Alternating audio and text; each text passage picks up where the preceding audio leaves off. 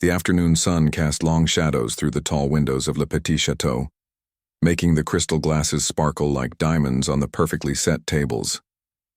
It was that peaceful hour before the dinner rush, when the staff moved with unhurried grace, folding napkins into perfect swans and polishing silverware until it gleamed. Lily, the hostess, hummed softly as she arranged the reservation book. At 24, this job at the most famous restaurant in the city was her pride and joy.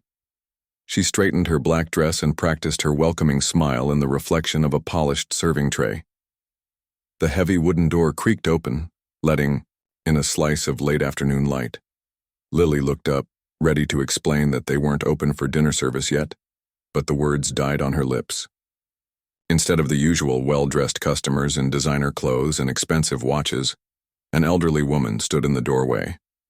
She wore a simple blue dress that had seen better days, a hand-knitted cardigan despite the summer heat, and practical shoes that spoke of someone who spent hours on her feet. Her silver hair was pulled back in a neat bun, and her hands, clutching a worn leather purse, were marked with the unmistakable signs of years of hard work. "Good afternoon," Lily said, recovering quickly. "I'm sorry, but we don't begin dinner service until 6 o'clock. The woman smiled, deep wrinkles appearing around kind eyes. "I'm not here to eat, dear. My name is Rosa Diaz. I was hoping to speak with Chef Antoine, if that's possible." Lily hesitated. Chef Antoine Dubois was not known for his patience, especially in the hours before service when he was finalizing his preparations. He was brilliant, a culinary genius who had earned Le Petit Chateau its coveted 3 Michelin stars. But his temper was legendary. "Do you have an appointment?" Lily asked, already knowing the answer. Rosa shook her head. "No, but I've traveled 3 hours by bus to get here. I saw him on that cooking show last month, the one where he made that beautiful seafood dish." Her eyes lit up.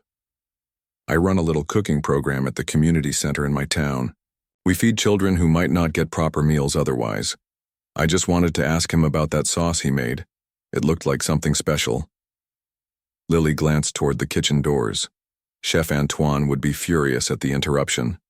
But there was something in the old woman's eyes, a mixture of hope and determination, that made Lily reach for the house phone. "Let me see what I can do," she said. In the kitchen, controlled chaos reigned. Sous Chef moved with military precision, preparing ingredients for the evening's service. The air was thick with the aroma of reducing stocks and fresh herbs. At the center of it all stood Chef Antoine Dubois, his tall frame bent over a sauce. He was adjusting with scientific precision. At 42, Antoine was at the height of his career. His dark hair showed distinguished touches of gray at the temples, and the lines around his eyes spoke of years squinting at perfectly plated dishes under bright kitchen lights. When the kitchen phone rang, he barked an order to ignore it, but his sous chef Thomas answered anyway. "It's Lily from the front," Thomas said, covering the receiver. "Says there's someone here to see you." "We open in 2 hours," Antoine snapped, not looking up from his sauce. "Whoever it is can come back then or make a reservation like everyone else." Thomas listened to Lily's explanation. "It's an older woman. Came all the way from some small town. Says she runs a cooking program for kids and wanted to ask about something she saw you make on TV." This made Antoine look up, his sharp blue eyes narrowing. "A fan? Now? Tell Lily to get rid of her." But just as Thomas began to relay the message, the kitchen doors swung open, and Lily appeared with Rosa, following hesitantly behind her. "I'm so sorry, Chef," Lily said, her voice tight with nervousness. "She's come such a long way, and it's for children's charity work." Antoine's face darkened. The kitchen fell silent, all movement ceasing as the staff braced for the coming storm. But before Antoine could speak, Rosa stepped forward. "I know I'm intruding," she said, her voice soft but clear. "And I wouldn't dream of taking up your valuable time on a busy evening. But the work you do, it's art, pure art. And where I'm from, we don't get much of that." Antoine studied her, taking in the worn clothes, the calloused hands, the earnest expression. Something in her demeanor stirred a distant memory. His own grandmother, who had first taught him to respect food and its power to bring joy. "What exactly do you want?" he asked, his tone less harsh than expected. "I run a little cooking class at our community center," Rosa explained. "Twice a week for children whose parents work late.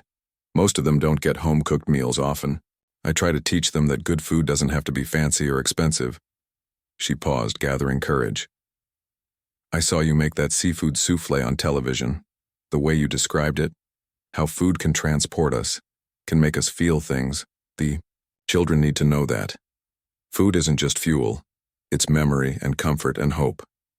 A few of the kitchen staff exchanged glances. They rarely heard anyone speak about food with the same passion as their demanding boss. For a moment, Antoine's face softened almost imperceptibly. Then Thomas accidentally dropped a metal bowl, shattering the moment. Antoine's expression hardened again as he glanced at the clock. "Look, Mrs. Diaz, Rosa Diaz. Mrs. Diaz. We're preparing for dinner service. I don't have time for cooking lessons." He turned to Lily. "Show her out." But Rosa stood her ground. "Just one recipe. Something I can teach those children that might inspire them the way your grandmother inspired you." When Antoine looked surprised, she smiled. "You mentioned her on your show. Said she taught you to respect ingredients no matter how humble." The kitchen was silent now, all eyes darting between the famous chef and the elderly woman who dared to stand up to him. Antoine's jaw tightened. He was not accustomed to being challenged, especially in his own kitchen. Then a thought occurred to him, one that made the corner of his mouth curl up slightly. The evening crowd was always full of food critics and social media influencers. What a story it would make. The great chef allowing a simple home cook into his kitchen. The publicity would be excellent, and more satisfying. It would be amusing to see this woman attempt one of his sophisticated dishes. Not cruel exactly, but a reminder of the gulf between amateur enthusiasm and professional expertise. "Fine," he said abruptly. "You want to learn? Let's see what you can do first." He nodded to Thomas. "Get her an apron." Rosa's eyes widened in surprise. "You want me to cook? Here? Now?" "If you want my help, I need to see what I'm working with," Antoine said, his tone making it clear this was non-negotiable. "My signature dish is a seafood souffle. Make it, and if it's decent, I'll answer your questions." The staff exchanged knowing looks. The seafood souffle was notoriously difficult, a dish that had reduced seasoned chefs to tears during trials at Le Petit Chateau. It required perfect timing, instinctive judgment, and years of technique. Thomas handed Rosa a crisp white apron, giving her a sympathetic look. "The recipe is there," he said quietly, pointing to a laminated card on the counter. "Ingredients in the walk-in. You have 1 hour before we need the station back." Rosa looked at the recipe card, then at the intimidating professional kitchen around her. For a moment, doubt flickered across her face. Then she squared her shoulders, tied the apron around her waist with practiced movements, and washed her hands thoroughly at the sink. "Thank you for this opportunity, chef," she said with simple dignity. "I'll try not to disappoint you." Antoine waved dismissively and turned back to his work, already regretting his impulsive decision. He'd give her 30 minutes before putting an end to this disruption. The kitchen staff returned to their tasks, throwing curious glances at the old woman who now stood reading the recipe with intense concentration. What none of them noticed was the slight smile that played at the corners of Rosa's mouth as she read, or the confident way her fingers lightly traced the ingredients list, nor did they see how. When she entered the walk-in refrigerator to gather what she needed, she closed her eyes for a moment and took a deep breath, as if returning to a familiar place after a long absence. By the time she emerged with her arms full of precisely selected ingredients, something had changed in her posture. The hesitant visitor was gone. In her place stood a woman who moved through the unfamiliar kitchen with the quiet assurance of someone coming home. The kitchen staff tried not to stare as Rosa arranged her ingredients on the stainless steel countertop. She worked methodically, grouping items by when they would be needed rather than by type, a habit of someone who had cooked in busy kitchens before. Thomas, the sous chef, noticed this and raised an eyebrow but said nothing. Chef Antoine pretended to focus on his own work, but his eyes kept drifting toward Rosa. He expected fumbling, hesitation, the telltale signs of an amateur thrown into a professional setting. Instead, he saw her handling his expensive Japanese knife with the respect and skill of someone who understood its value. "You've got 1 hour," he reminded her loudly, checking his watch. "Though I doubt you'll need it.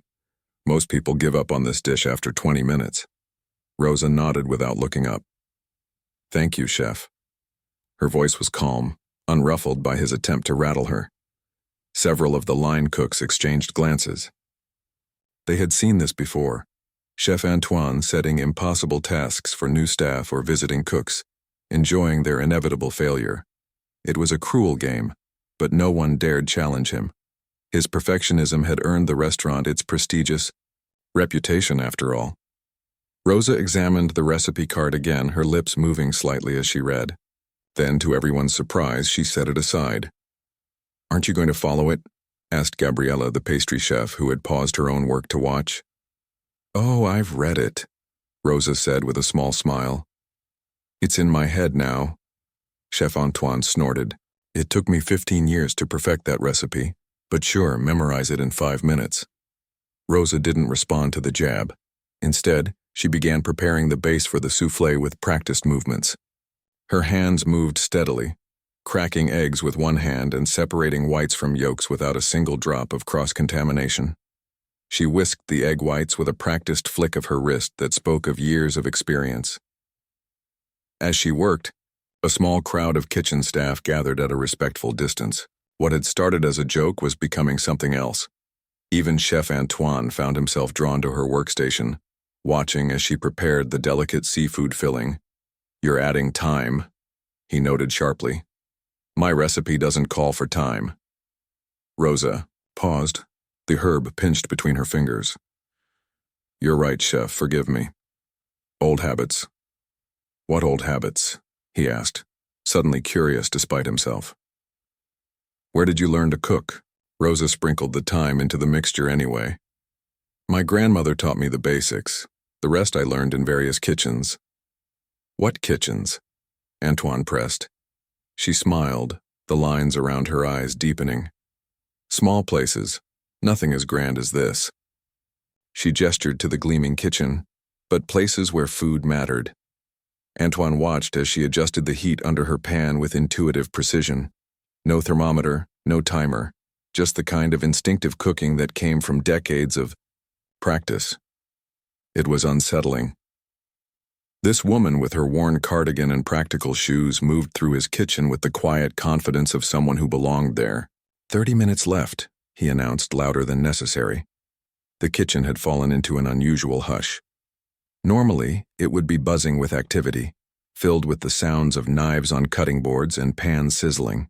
But now, most of the staff were finding excuses to work near Rosa's station, watching as she prepared the notoriously difficult dish. Rosa seemed oblivious to the attention. She hummed softly, an old tune that Antoine vaguely recognized from his childhood. The melody sparked a memory, his grandmother in her small kitchen, teaching him to make a simple custard, singing that same song. He pushed the thought away. "You know," Rosa said conversationally as she folded the seafood mixture into the base. "Cooking is a lot like life. You follow the rules until you understand them well enough to break them wisely." "Is that why you're ignoring my recipe?" Antoine asked dryly. "Not ignoring," Rosa corrected gently. "Interpreting. Like music. The notes are the same, but each musician brings something different."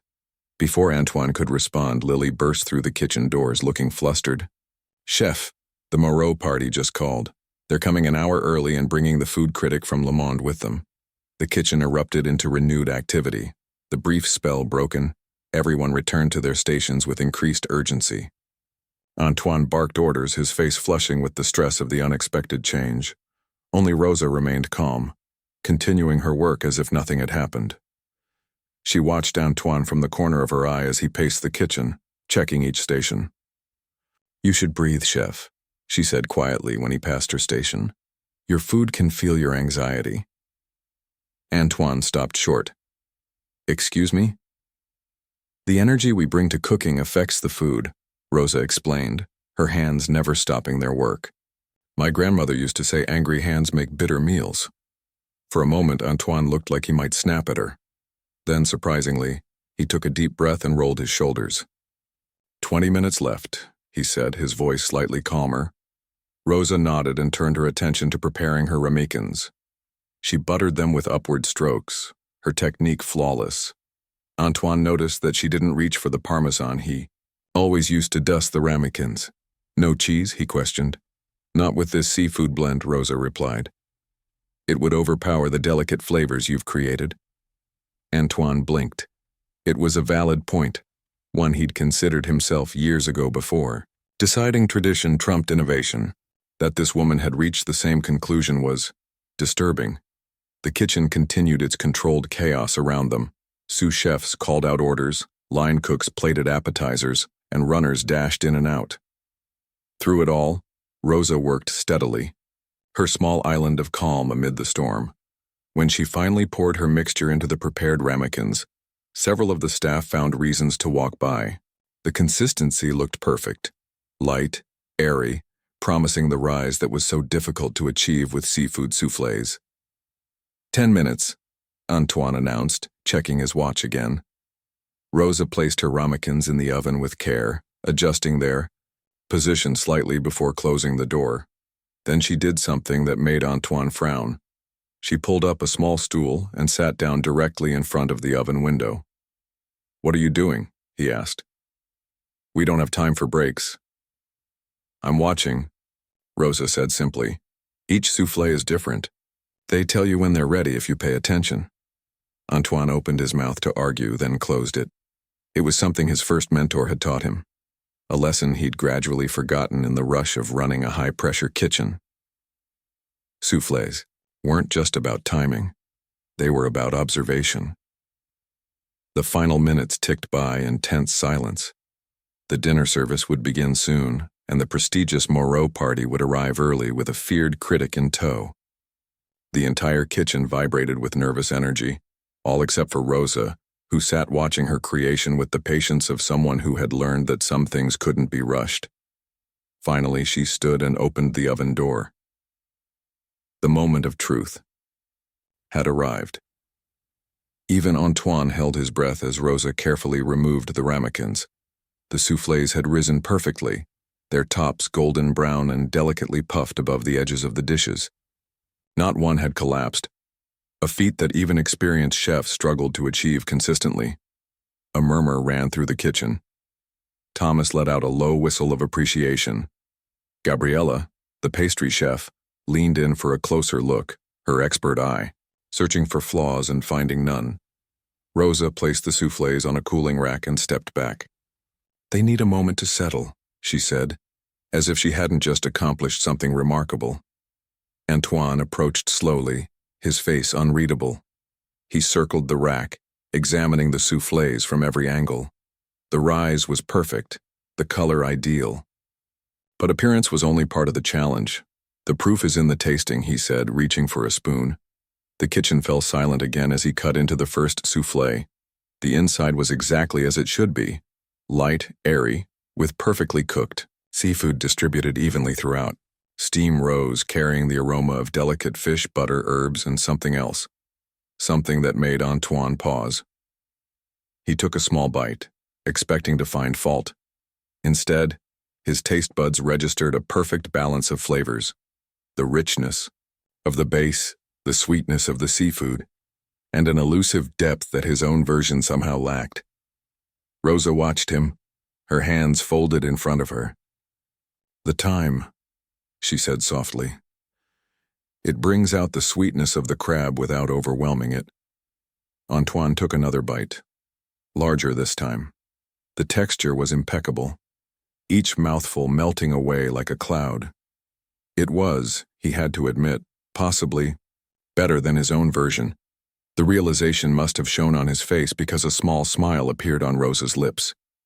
Not triumphant or smug, but satisfied. The smile of an artist who has created something beautiful. "Where did you really learn to cook like this?" Antoine asked, his voice quiet enough that only she could hear. Rosa's eyes met his, and for a moment, the kitchen around them seemed to disappear.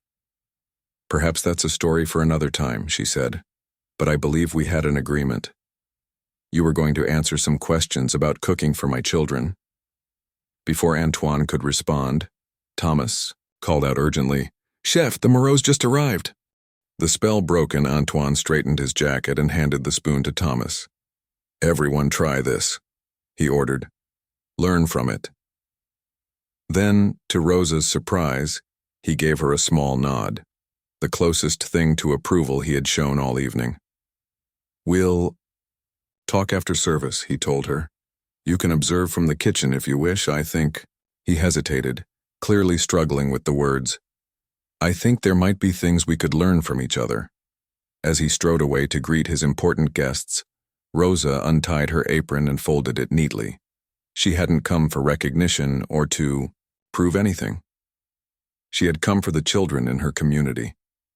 But as the kitchen staff each tasted her soufflé, their expressions ranging from surprise to respect, she allowed herself a moment of quiet pride. Sometimes, the most powerful lessons came from the most unexpected teachers, and tonight, in this temple of haute cuisine, those roles had been unexpectedly reversed. The dinner service at Le Petit Chateau moved like a well-rehearsed dance. Servers glided between tables, sommeliers poured wine with practiced precision, and in the kitchen, Chef Antoine directed his team with sharp commands and watchful eyes. Rosa sat on a small stool in the corner of the kitchen, observing everything. Chef Antoine had instructed Thomas to find her a spot where she wouldn't be in the way, but could still see the entire operation. Now and then, a staff member would sneak a glance at her, still puzzled by the woman who had created a perfect soufflé, seemingly without effort. The Moreau party occupied the best table in the house. Through the kitchen doors, Rosa could glimpse the feared food critic from Le Monde, a thin man with wire-rimmed glasses who examined each dish as if searching for flaws. Chef Antoine personally oversaw every plate that went to their table, his face tense with concentration. "Is he always this intense?" Rosa asked Gabriella, who was putting final touches on a row of chocolate desserts. Gabriella smiled. "This is actually him being calm. You should see him when the health inspector comes." As the evening progressed, Rosa noticed something interesting. Despite the pressure, despite the critic's presence, Chef Antoine kept returning to the recipe card for her soufflé. Between expediting dishes and checking plates, he would pick it up, study it, then set it down again with a thoughtful expression. 2 hours into service, the kitchen doors burst open, and Lily rushed in, her face flushed with excitement. "Chef, the critic just called you a genius. He said the seafood soufflé is the best he's ever tasted. He's asking if it's a new recipe." A cheer went up from the kitchen staff. Even the stern-faced Chef Antoine allowed himself a small smile. Then his eyes found Rosa in her corner, and something complicated passed across his face. "Tell him it's a special collaboration," he said finally. A visiting consultant shared some insights. Lily nodded and hurried back to the dining room, unaware of the significant glances exchanged among the kitchen staff. Chef Antoine had never, in anyone's memory, shared credit for a dish. As the evening wound down and the last customers finished their meals, the kitchen began the ritual of cleaning up. Rosa stood stretching her back after hours on the stool. "I should go," she said to Thomas. "The last bus to my town leaves in 30 minutes. Thomas looked alarmed. "But Chef wanted to speak with you after service."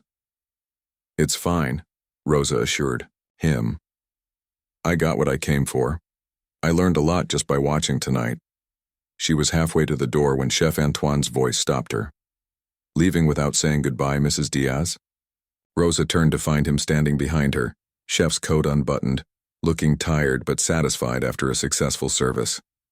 "I didn't want to interrupt your work," she said, "and I have a bus to catch." "Nonsense. Thomas, call a taxi for Mrs. Diaz. Put it on the restaurant's account." When Rosa began to protest, he held up a hand. "Consider it payment for your consultation tonight." The critic loved the soufflé. He called it revolutionary in its subtle complexity. A small smile touched Rosa's lips. Fancy words for simple cooking. There was nothing simple about what you did today, Antoine said. He gestured toward his office at the back of the kitchen. Please join me for a glass of wine. I believe we had an agreement. You wanted to learn something for your children's cooking class. Rosa followed him to the small office tucked away from the bustle of the kitchen. Unlike the sleek, modern restaurant, Antoine's workspace was surprisingly homey. Bookshelves stuffed with well-worn cookbooks, walls covered with photographs of food and people, a desk piled with notes and sketches of plating designs. He poured 2 glasses of red wine and motioned for her to sit in the comfortable chair across from his desk. Now, he said, settling into his own seat, I believe I owe you a recipe, but first I have questions. Rosa sipped her wine, a good vintage, she noted, but not overly expensive. A cook's wine meant to be enjoyed rather than shown off. You never answered me earlier, Antoine continued. Where did you really learn to cook like that?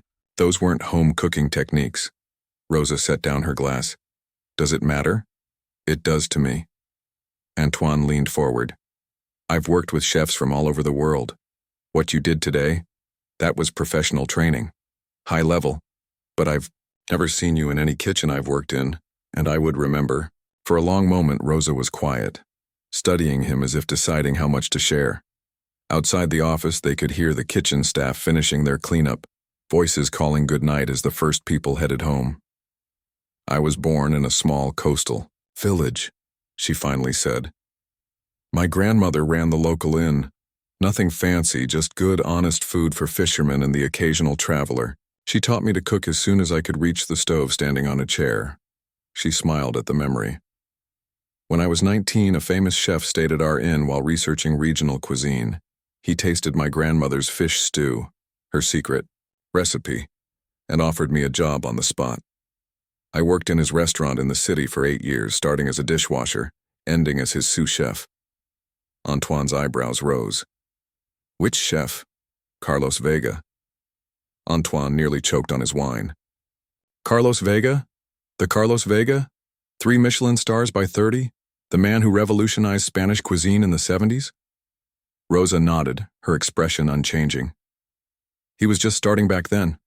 Only 1 star when I joined his kitchen. But Vega is a legend. His restaurants have launched dozens of famous chefs. Antoine's voice had lost its usual sharp edge, replaced by genuine wonder. You trained under him for 8 years. Why haven't I heard of you? Rosa's eyes crinkled with amusement. Because I left before the fame came. I met my husband, we married, and I opened a small place in his hometown. Nothing fancy, just good food made with care. We ran it together for 30 years. What was it called? La Mesa de Rosa. Just a neighborhood spot. Antoine's mouth fell open.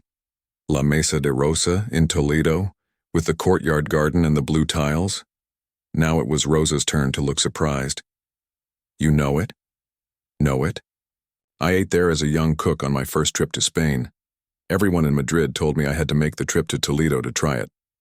He shook his head in disbelief. That meal changed how I thought about food. The simplicity, the perfect balance of flavors. I still think about the rabbit with saffron rice. He looked at her with new eyes. That was your restaurant? Rosa nodded, a hint of pride slipping through her modest demeanor. My husband handled the business. I handled the cooking. We were happy. What happened to it?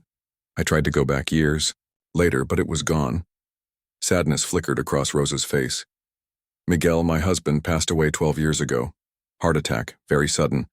I tried to keep the restaurant going, but it wasn't the same without him. My daughter was in America by then, with children of her own. She needed help after her divorce, so I sold the restaurant and moved to be with her. Antoine was quiet for a moment, processing this revelation. So, how did you end up teaching cooking classes in a community center? When my grandchildren were older and didn't need me as much, I found myself with too much time. The community center needed volunteers. There were so many children there who only ate processed food, who had never tasted a fresh vegetable or learned to crack an egg. Her eyes lit up. Teaching them brought back the joy of cooking for me. They get so excited when they create something with their own hands. Antoine leaned back in his chair, studying her. The sharp, judgmental chef from earlier in the day seemed to have vanished, replaced by a thoughtful man trying to reconcile the humble woman before him with her extraordinary culinary history. "Why didn't you tell me all this when you first arrived?" he asked. Rosa smiled gently. "Would you have believed me? Or would you have thought I was just an old woman making up stories to impress you?" Antoine had the grace to look slightly embarrassed. "I might have been skeptical," he admitted. "Besides," Rosa continued, "names and reputations don't matter much to me anymore. What matters is the food and the people we feed." She reached into her purse and pulled out a worn photograph, passing it to him. The photo showed a group of children in a simple kitchen, proudly holding up plates of food, their faces glowing with accomplishment. "These are my students," Rosa said. "Most come from families where both parents work long hours. Some never have home-cooked meals. But twice a week they learn that they can create something wonderful with simple ingredients and a little patience." Antoine studied the photograph, taking in the mismatched cookware, the basic stove, the beaming faces of the children. "And you came all this way to learn a recipe for them?" he asked, handing the photo back. "I saw you make that soufflé on television," Rosa said. "The way you described it, how food can tell a story, can connect us to our roots while taking us somewhere new. I wanted to show my children that. I wanted them to taste something extraordinary, to know that food can be more than just fuel." She smiled. "Of course, I didn't expect to have to cook it myself." Antoine actually laughed, a genuine sound that seemed to surprise even him. "Neither did I." He refilled their wine glasses. "But I'm glad you did. It was," he searched for the right word, "humbling." He reached into his desk drawer and pulled out a notebook. "Now, about that recipe for your children. I think a seafood soufflé might be a bit ambitious for beginners, but I have something better. My grandmother's apple cake. Simple ingredients. Foolproof method, but a lesson in patience and precision. Would that work?" Rosa's face softened. "That would be perfect." As Antoine began to write out the recipe, explaining each step and why it mattered, neither of them noticed Thomas peering through the office window, a look of astonishment on his face at the sight of the notoriously difficult chef sharing family secrets with a woman who had walked in off the street just hours before. The taxi dropped Rosa off at her modest apartment just after midnight. As she climbed the stairs to the third floor, her legs ached from the long day, but her heart felt lighter than it had in years. In her purse was Chef Antoine's handwritten recipe, along with notes he'd added about techniques he thought her students might enjoy learning. She made herself a cup of chamomile tea and sat by the window, looking out at the quiet street below. Who would have thought that at 72 she would still be trading cooking secrets with world-famous chefs? Life had a way of bringing unexpected gifts, even when you thought your best days were behind you. The next morning, Rosa woke early, as usual. She had 2 days until her next cooking class at the community center, plenty of time to practice Antoine's apple cake recipe and adapt it for her young students. She dressed carefully in a clean blouse and her good slacks. Thursdays she volunteered at the local library in the morning before shopping for ingredients for her classes. At the library, the head librarian greeted her warmly. "Good morning, Rosa. How was your trip to the city yesterday?" Rosa smiled as she hung up her cardigan. "Educational," she said simply. Some experiences were too precious, too personal to share casually. How could she explain that a chef who appeared regularly on television had treated her, by the end of the evening, as an equal? The morning passed quickly as Rosa helped shelve books and assisted an elderly man with finding resources on container gardening. At noon, she said goodbye to the library staff and walked to the small grocery store 6 blocks away. She had just finished selecting apples for the test run of Antoine's recipe when her phone rang. The number wasn't familiar. "Hello? Mrs. Diaz? This is Thomas, sous chef at Le Petit Chateau." Rosa nearly dropped an apple. "Yes. Is everything all right?" "Everything's fine," Thomas assured her. "But Chef Antoine asked me to call you. There's been a development he thought you should know about." Rosa listened as Thomas explained.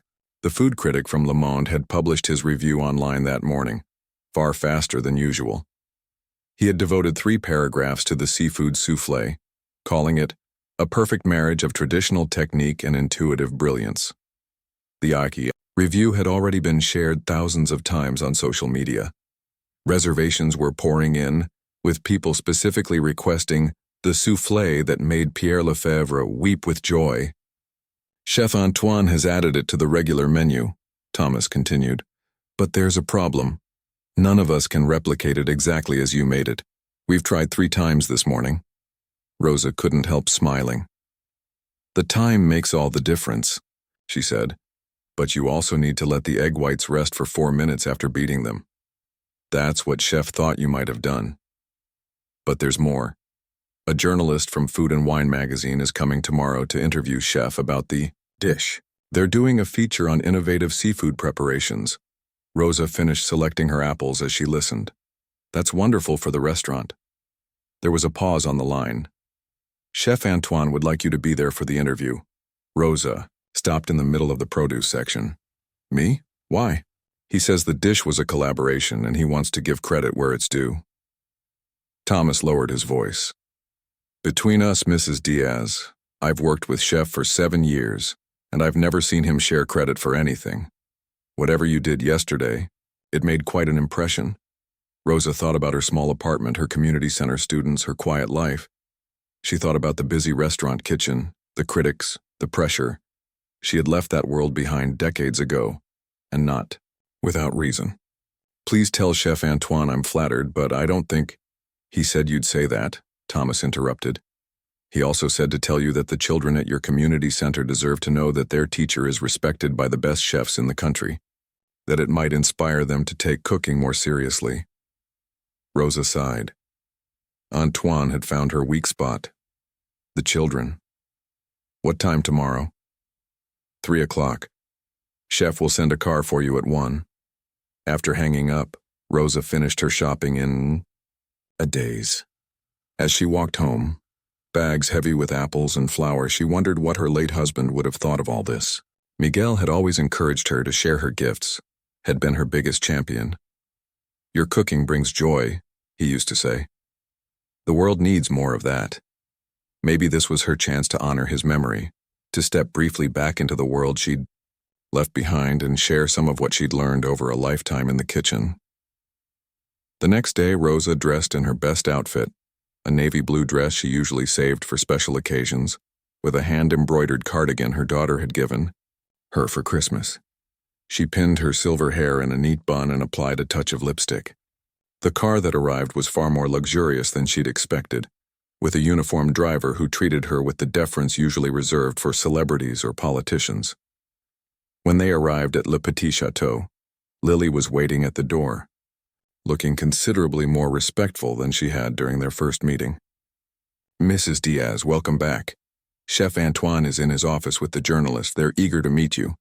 As Rosa followed Lily through the restaurant, she noticed the staff watching her with curious eyes. Word had clearly spread about the humble grandmother who had surprised their demanding boss. Antoine's office door was open. He was sitting at his desk, jacketless in his chef whites, talking animatedly with a young woman who was taking notes on a tablet. When he saw Rosa, he stood immediately. Mrs. Diaz, thank you for coming. He turned to the journalist. This is Rosa Diaz, the culinary genius I was telling you about.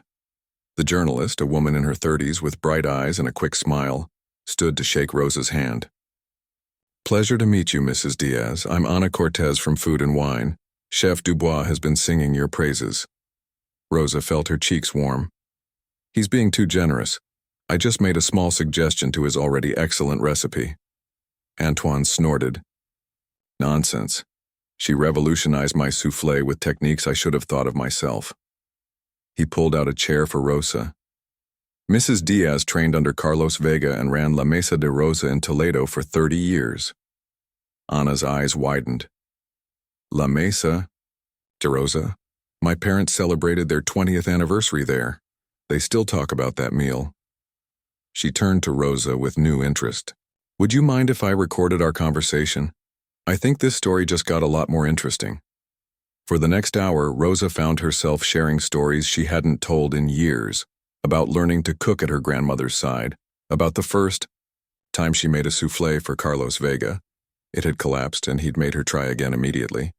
About the joy and challenge of running her own restaurant while raising a daughter. Antoine listened intently, occasionally adding his own observations, or asking questions that showed he genuinely wanted to understand her approach to cooking.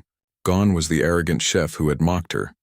In his place was a colleague, a fellow craftsman curious about her journey.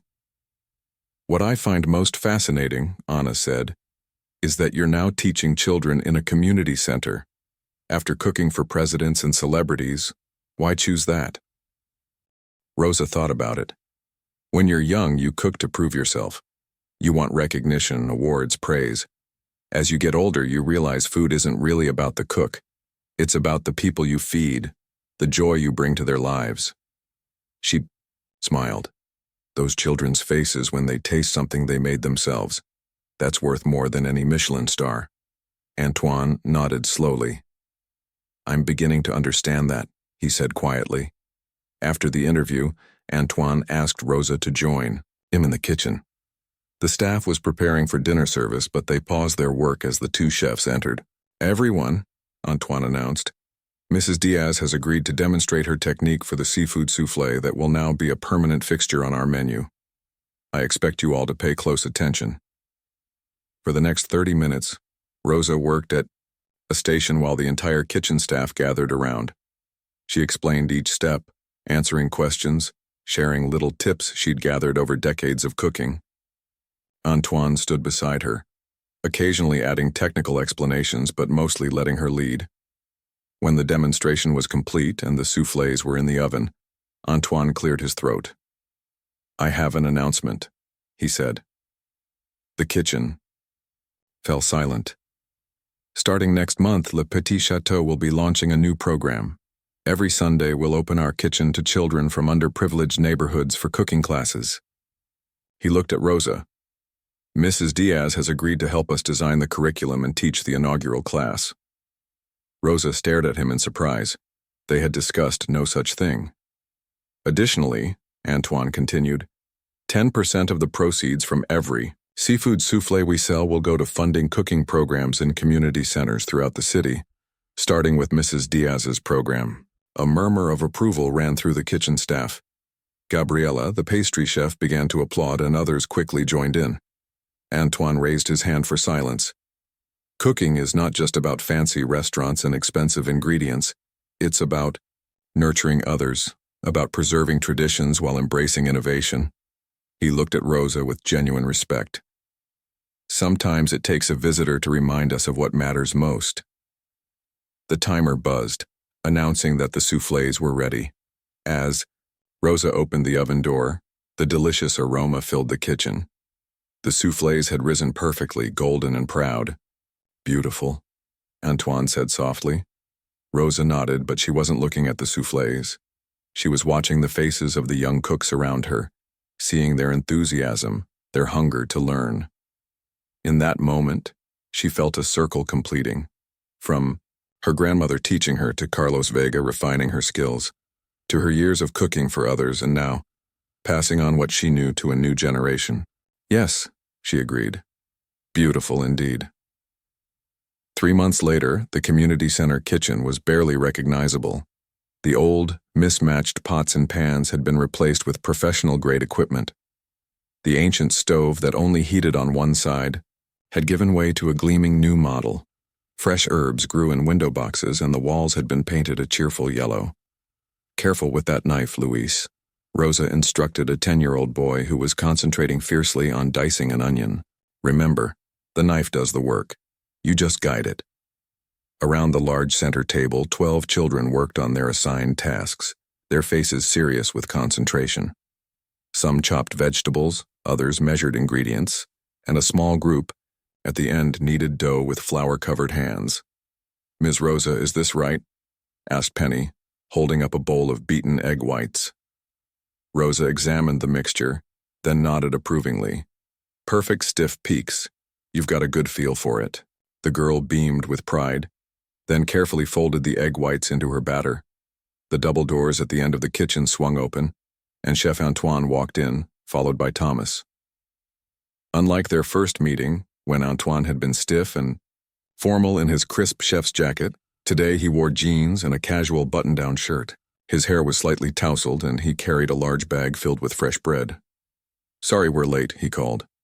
"The bakery had a new sourdough I thought the children should try." The kids looked up, their faces lighting up at the sight of the famous chef who had become a regular visitor to their cooking classes. "Chef Antoine," they chorused. Antoine set the bread on a side table and surveyed the busy kitchen. "What are we making today?" "Vegetable pot pies," Rosa answered. "With that special pastry technique you showed us last time," Antoine nodded approvingly and rolled up his sleeves. "Who needs help with their crust?" Several hands shot up, and Antoine moved among the children, offering guidance and encouragement. Thomas joined a group working on the filling, showing them how to coax more flavor from simple vegetables. Rosa watched the scene with quiet satisfaction. In the 3 months since the Food and Wine article had been published, everything had changed.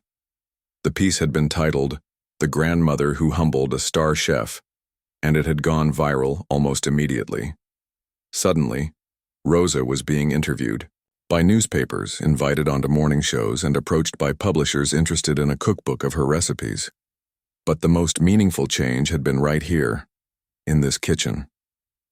The promised donation from Le Petit Chateau's soufflé sales had turned into a full-fledged sponsorship of the community center's cooking program. Antoine had rallied his wealthy clientele to contribute, and several food suppliers had donated ingredients and equipment. More surprising was Antoine himself. After that first magazine interview, he had asked Rosa if he could visit her community center, just once, to see her work with the children. That single visit had turned into a regular commitment. Every Sunday, without fail, Antoine and often one or more of his staff would join Rosa's cooking class, working alongside the children with the same focus and care they brought to their Michelin-starred creations. "Ms. Rosa," called 8-year-old Diego from the herb station, "the basil looks funny. Is it bad?" Rosa walked over and examined the wilting leaves. "Not bad, just a little tired. Let's put the stems in water, like flowers, and they'll perk right up." Antoine watched this exchange with interest, then joined them at the herb table. "You know," he said to Diego, "at the restaurant we make basil oil with leaves that are starting to wilt. Nothing goes to waste." He glanced at Rosa. "Would you like to show them how?" Rosa nodded, and soon she and Antoine were demonstrating how to blanch the basil leaves, then blend them with oil to create a vibrant green drizzle for their pot pies. "This is the real secret of great cooking," Rosa told the children as they gathered around. "Taking what you have, even if it's not perfect, and making something beautiful from it." Antoine met her eyes across the table, a look of understanding passing between them.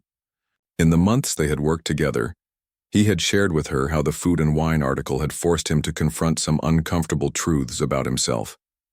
His arrogance, his unwillingness to learn from others, his obsession with perfection, at the cost of joy. "I've been running my kitchen like a tyrant," he had admitted one evening as they sat planning the community center program. Demanding perfection, but never showing gratitude. Expecting loyalty, but giving nothing in return. The change in him had been gradual but unmistakable. His staff at Le Petit Chateau had noticed it first. The decreased shouting, the increased teaching, the willingness to listen to ideas from even the newest kitchen assistant. Food critics had noticed too, commenting that the restaurant's dishes seemed to have gained a new warmth and soul alongside their technical perfection. As the children finished their pot pies and slid them into the ovens, Thomas clapped his hands for attention. "While those are baking, I have a surprise." He pulled out his phone and showed them the cover of next month's gourmet magazine. There, smiling back at them, was their own Ms. Rosa, looking elegant but approachable in her kitchen apron. Cooking with heart. How Rosa Diaz is changing culinary education. Thomas read from the cover. "They're calling you a revolutionary, Ms. Rosa." The children cheered while Rosa shook her head in embarrassment. "All I do is teach cooking, the same as my grandmother taught me." "It's more than that," Antoine said quietly. You're teaching them to believe in themselves, to create something they can be proud of." He looked around at the busy kitchen. Most of these children had never cracked an egg 3 months ago. Now look at them making pastry and discussing flavor profiles. Rosa couldn't argue with that. She watched as Luis carefully checked the color on his pot pie through the oven window, his face serious with responsibility. 3 months ago, he had been too shy to even answer when she asked his name. Now he was one of her most dedicated students, even asking for extra recipes to practice at home. "They just needed someone to believe they could do it," Rosa said. "Like, you believed in me," Antoine replied. Rosa raised an eyebrow. "I don't recall ever saying that." Antoine laughed. "You didn't have to say it, you showed me. When you walked into my kitchen that day, you saw past all the nonsense, the ego, the shouting, the perfectionism. You saw a cook who had forgotten why he started cooking in the first place." Before Rosa could respond, the timers began to ring and the kitchen erupted into activity as pot pies were carefully removed from ovens and set to cool. Later, as the children proudly served their creations to parents and community center staff who had gathered for the tasting, Rosa found a quiet moment with Antoine. "The foundation paperwork came through yesterday," he told her, referring to the culinary education nonprofit they had been establishing. "We can start expanding to other community centers next month." Rosa nodded, watching as Diego earnestly explained to his mother how he had made the basil oil drizzled on top of his pot pie. 20 centers by the end of next year," she mused. "That's a lot of children learning to cook. And we've had 15 restaurants sign up to sponsor centers so far," Antoine added. "Turns out I'm not the only chef who needed a reminder about giving back." They stood in comfortable silence, observing the scene before them. Children beaming with pride, parents tasting their creations with exaggerated but genuine enjoyment, Thomas showing a group of teenagers how to plate their dishes like professionals. "When I came to your restaurant that day," Rosa said finally, "all I wanted was a recipe to inspire my students. I never imagined—" She gestured to the bustling room. Antoine smiled. "Life rarely gives us what we expect. Sometimes it gives us what we need instead." He paused, watching Luis shyly accept praise from the community center director. "You know, we've never actually used my grandmother's apple cake recipe, the one I wrote out for you that first night." Rosa laughed. "There hasn't been time, but maybe next week?" "Next week," Antoine agreed. He straightened as Gabriela entered the room carrying a large cake box. "Ah, right on time." Gabriela set the box on the central table and opened it to reveal an elaborate cake, decorated with spun sugar and chocolate work that spelled out, "Congratulations, Ms. Rosa." "What's this for?" Rosa asked, surprised. Antoine cleared his throat and called for everyone's attention. When the room quieted, he said, 3 months ago I met a woman who reminded me what cooking is really about. It's not about awards or recognition or having your name on the door of a fancy restaurant." He looked at Rosa. "It's about bringing joy to others, about nurturing both body and spirit." He gestured to the cake. "This is to celebrate the official launch of the Rosa Diaz Culinary Education Foundation, which will bring cooking programs like this one to community centers across the country, and to announce that Ms. Rosa's cookbook, Cooking with Heart, will be published next spring, with all proceeds going to support the foundation's work." The room erupted into applause and cheers. Rosa felt tears spring to her eyes as Luis and Penny brought her a slice of cake, their faces shining with admiration. "Thank you," she said simply to Antoine when the noise had died down. He shook his head. "No, thank you for having the courage to walk into my kitchen that day, for showing me that sometimes the most important lessons come from the most unexpected teachers." Rosa looked around the room at the children, proudly serving the food they had made with their own hands, at the parents marveling at their children's newfound skills, at the professional chefs who now volunteered their time each week without a hint of condescension or impatience. From a simple request for a recipe had grown something she could never have imagined, a movement to bring the joy of cooking to children who might otherwise never have discovered it. All because she had taken a chance and because a proud chef had found the humility to learn from an unexpected source. Every good meal begins with the simplest ingredients, she said, echoing what her grandmother had taught her so many years ago. And every meaningful change begins with a single step. Antoine raised his fork in a toast. To simple ingredients and unexpected journeys. And to the meals yet to come, Rosa added, thinking of all the children who would learn to cook in the years ahead. All the joy that would spread from this small beginning, like ripples in a pond. It was, she thought as she tasted the perfectly balanced sweetness of Gabriella's cake, the most satisfying recipe of all.